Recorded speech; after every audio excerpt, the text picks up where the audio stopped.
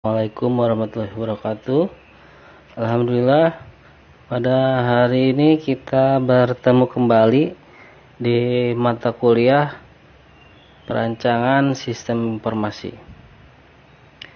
Nah, untuk kali ini kita akan membahas mengenai data flow diagram.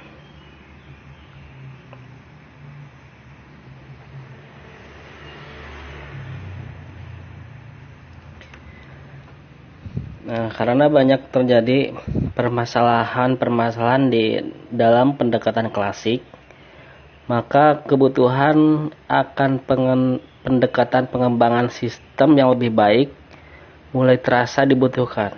Nah, sayangnya sampai sekarang masih banyak orang yang tidak menyadari bahwa hanya dengan mengikuti tahapan di life cycle tidak akan membuat pengembangan sistem informasi menjadi berhasil. Nah, oleh karena itu diperlukan suatu pendekatan pengembangan sistem yang baru yang dilengkapi dengan beberapa alat dan teknik supaya membuat berhasil. Nah, pendekatan ini yang dimulai dari awal tahun 1970 disebut dengan pendekatan terstruktur. Nah, pendekatan terstruktur dilengkapi dengan alat-alat dan teknik-teknik yang dibutuhkan dalam pengembangan sistem, sehingga hasil akhir dari sistem yang dikembangkan akan didapatkan sistem yang strukturnya didefinisikan dengan baik dan jelas. Nah, konsep pengembangan sistem terstruktur bukan merupakan konsep yang baru. Nah, teknik perakitan di pabrik-pabrik dan perancangan sirkuit untuk alat elektronik adalah dua contoh dari konsep yang banyak digunakan di industri-industri. Nah, konsep ini memang relatif masih baru digunakan untuk mengembangkan sistem informasi untuk dihasilkan produk sistem yang memuaskan pemakainya. Nah, melalui pendekatan terstruktur, permasalahan-permasalahan yang kompleks di organisasi dapat dipecahkan dan hasil dari sistem akan mudah untuk dipelihara, fleksibel, lebih memuaskan pemakainya. Kemudian mempunyai dokumentasi yang baik, tepat waktu gitu. Sesuai dengan anggaran biaya pengembangnya. Kemudian dapat meningkatkan produktivitas dan kualitasnya akan lebih baik gitu. Nah, salah satu tools dan teknik dalam pengembangan sistem terstruktur adalah menggunakan DFD atau data flow diagram atau diagram arus data.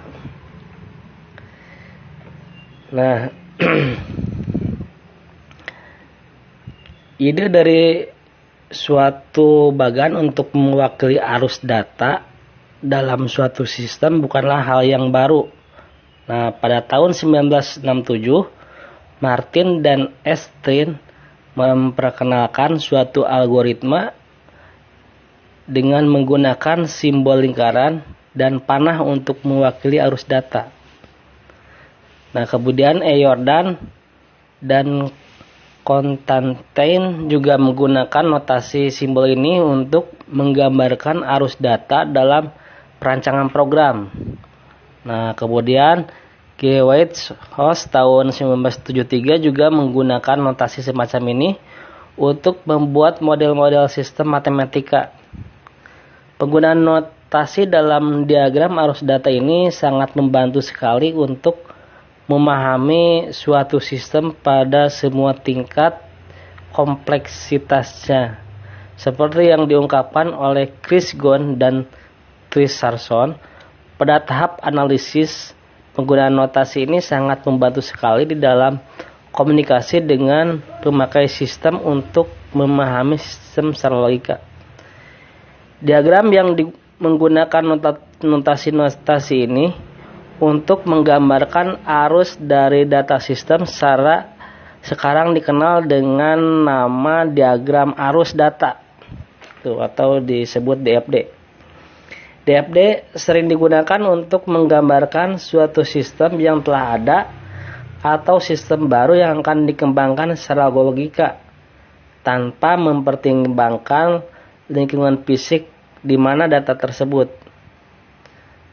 Jadi mengalir misalnya lewat telepon, surat gitu, atau lingkungan fisik di mana data tersebut akan disimpan, misalnya file kartu, hard disk gitu, disket dan lain sebagainya.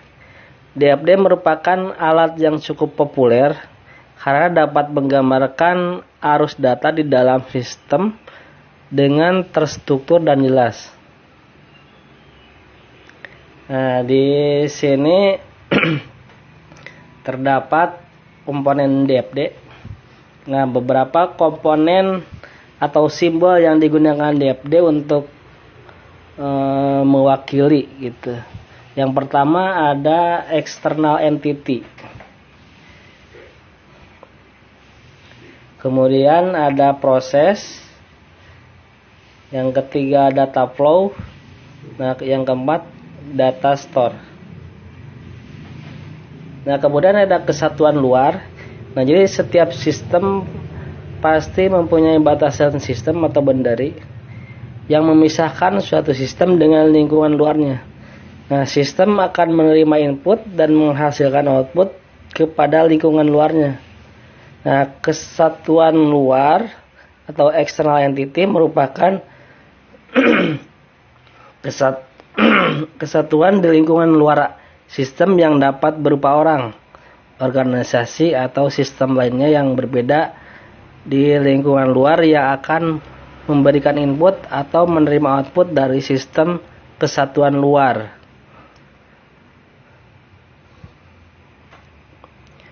Nah, di sini biasanya kesatuan luar ini di antara lain misalkan contohnya suatu kantor, departemen atau divisi dalam perusahaan tetapi di luar sistem yang sedang dikembangkan. Nah, atau misalkan orang atau sekelompok orang di organisasi tetapi di luar sistem yang sedang dikembangkan. Nah, atau misalkan suatu organisasi atau orang yang berada di luar organisasi seperti misalkan langganan atau pemasok. Nah, atau misalkan sistem informasi yang lain di luar sistem yang sedang dikembangkan gitu. Atau misalkan sumber asli dari suatu transaksi. Nah, atau misalkan penerima akhir dari suatu laporan yang dihasilkan oleh sistem. Nah, itu yang termasuk kesatuan luar atau external entity. Nah, kemudian ada lagi proses.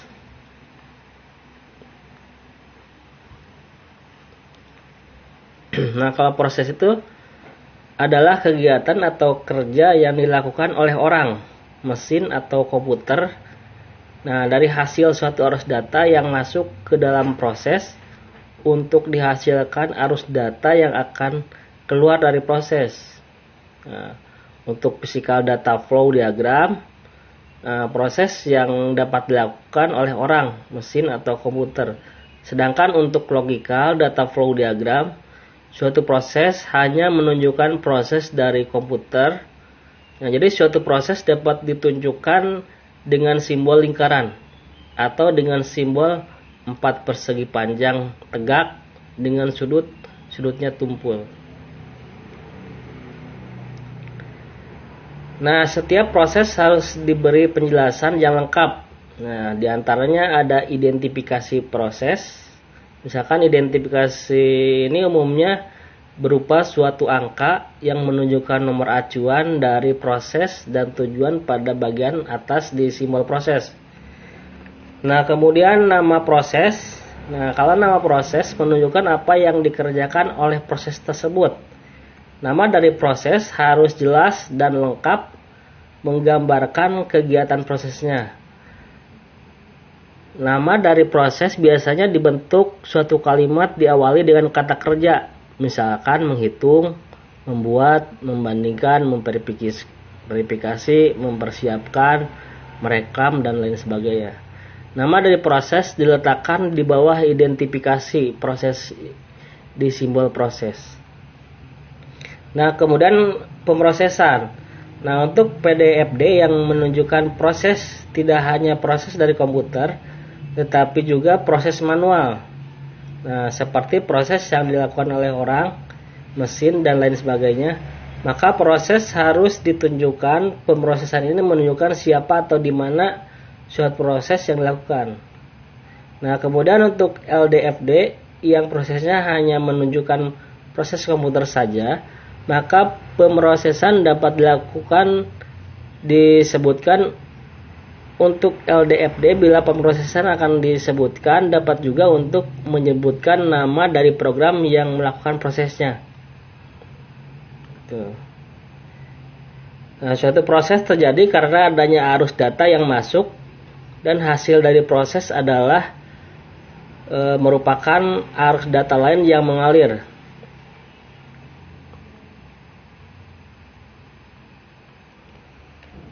Nah, kemudian ada lagi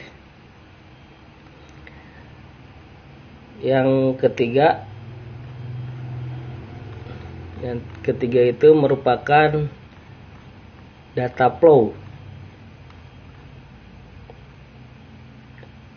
Nah, arus data atau data flow diberi simbol dengan satu panah. Arus data ini mengalir di antara proses atau data store atau simpanan data dan kesatuan luar external entity. Arus data ini menunjukkan arus dari data yang dapat berupa masukan untuk sistem atau hasil dari proses. Nah, sistem dapat dibentuk. Jadi pertama, formulir atau dokumen yang digunakan di perusahaan. Nah, laporan tercetak yang dihasilkan oleh sistem, tampilan atau output layar komputer yang dihasilkan oleh sistem, masukan untuk komputer, komunikasi ucapan, surat-surat atau memo, data yang dibaca atau direkam ke suatu file, suatu isian yang tercatat pada buku agenda, transmisi data dari satu komputer ke komputer yang lainnya. Nah, itu proses sistem. Jadi dapat membentuk yang tadi saya sebut. Arus data. Nah, arus data sebaiknya diberi nama yang jelas dan mempunyai arti. Nah, nama arus data ditulis di samping garis panahnya. Misalkan di sini order langganan dan pembayaran.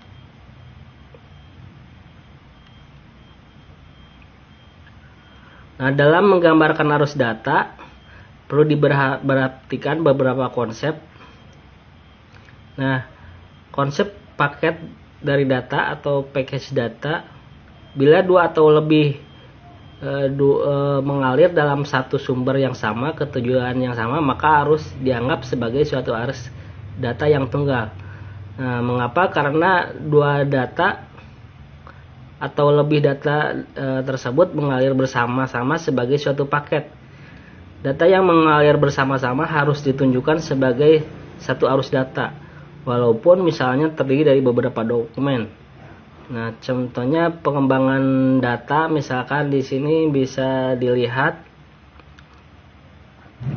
Nah, di sini yang pertama arus data yang salah. Nah, karena dua buah data yang mengalir bersama harus ditunjukkan sebagai arus data yang tunggal. Nah, jadi salah. Nah, dua buah arus data ini yaitu order langganan dan pembayaran harus ditunjukkan sebagai arus data yang tunggal, yaitu sebagai arus data order langganan dan pembayaran. Itu contohnya yang benar yang di bawah. Nah, di sini order langganan dan pembayaran. Nah, arus data yang benar karena dua buah data yang mengalir bersama ditunjukkan sebagai satu arus data yang tunggal. Nah, bila dua buah data ini akan ditangani oleh dua proses yang berlainan, berarti mempunyai tujuan yang berbeda walaupun sumbernya sama. Maka dapat digambarkan misalkan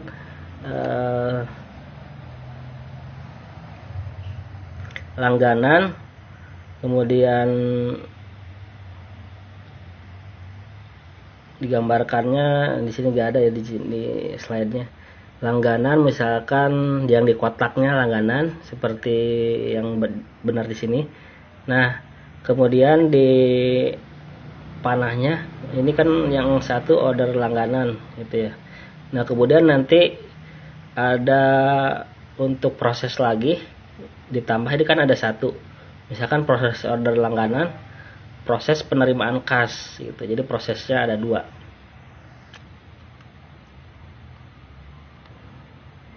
Nah, kemudian konsep arus data menyebar.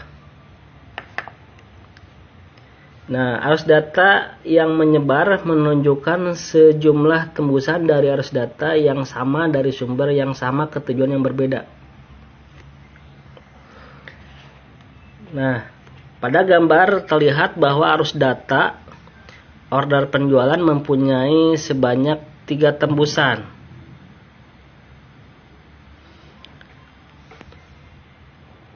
Yaitu tembusan untuk jurnal yang mengalir ke proses pembuatan faktur, kemudian tembusan permintaan barang yang mengalir ke kesatuan luar gudang, dan tembusan kredit yang mengalir ke proses verifikasi kredit.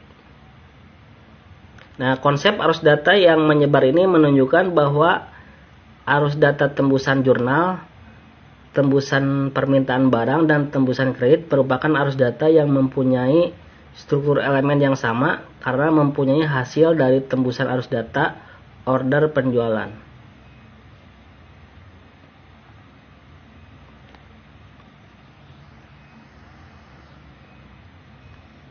Nah, kemudian ada konsep arus data mengumpul.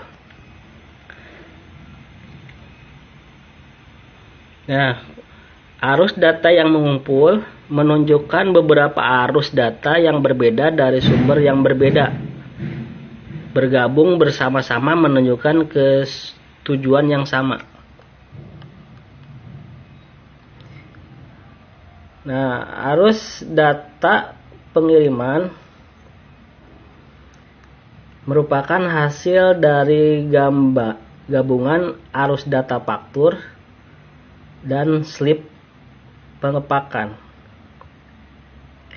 Arus data mengumpul ini jarang dibuat di DFD dan sebagai penggantinya dapat digambarkan misalkan di sini.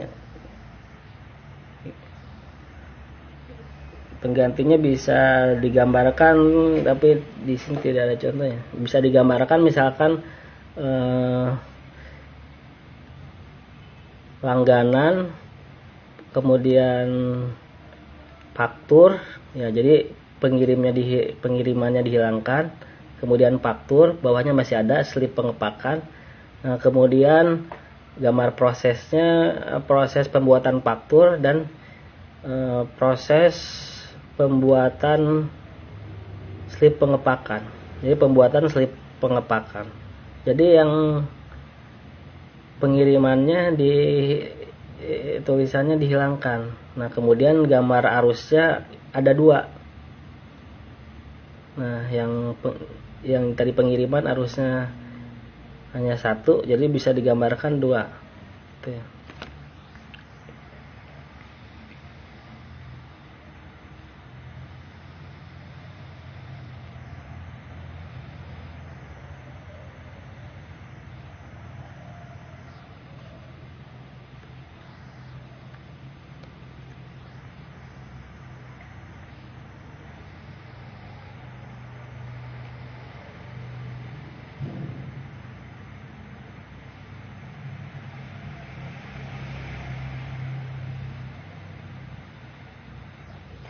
Nah, selanjutnya ke tahap proses pembuatan DFD.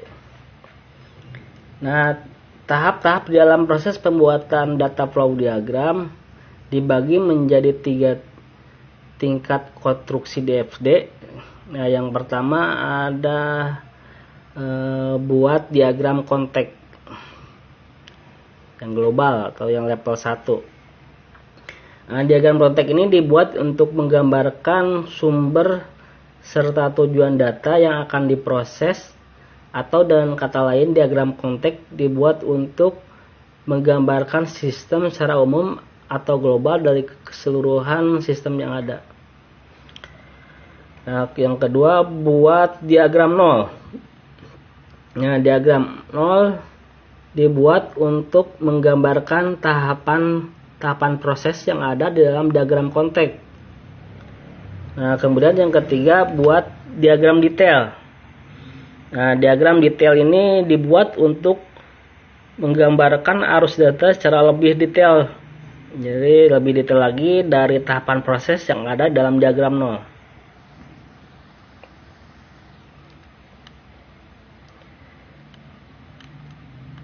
Nah, di sini ada tahapan dalam pembuatan diagram DFD ya, tahapan-tahapannya bisa dilihat. Nah, kemudian bentuk diagram arus data ini terdapat dua. Nah, yang pertama ada diagram arus fisik ya, bentuknya itu. Nah, diagram arus data fisik itu adalah diagram yang menekankan pada bagian proses dari sistem tersebut.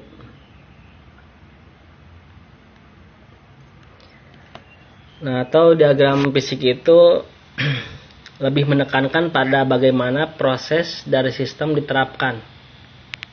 Nah, kemudian ada diagram arus data logik, adalah diagram yang menekankan proses-proses yang terdapat di sistem. Nah, atau bisa lebih menekan. Jadi kalau diagram arus data logik itu lebih menekankan proses-proses apa yang terdapat di sistem. Nah, diagram arus fisik atau biasa disingkat DADF gitu ya, diagram alir data fisik. Nah, lebih dapat digunakan untuk menggambarkan sistem yang ada atau sistem yang lama. Penekanannya dari DADF ini adalah bagaimana proses-proses dari sistem diterapkan.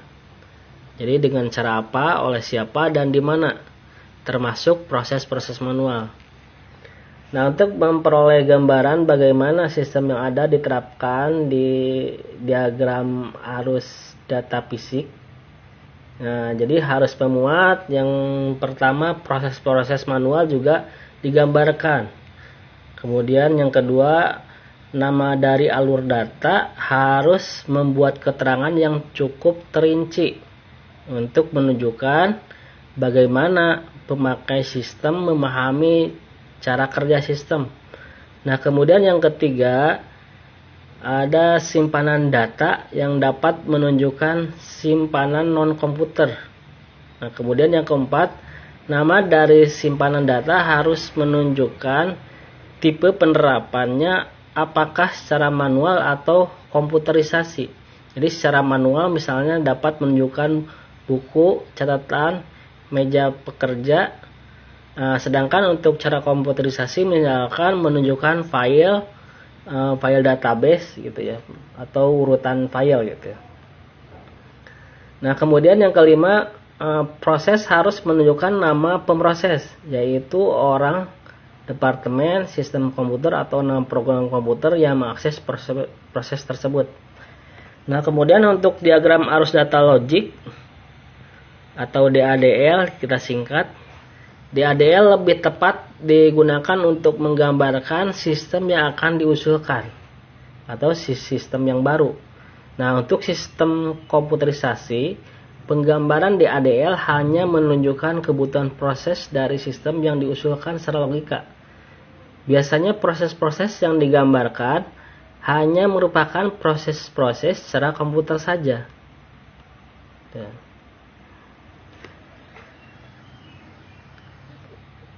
Nah, di sini ada keunggulan dan kelemahan dari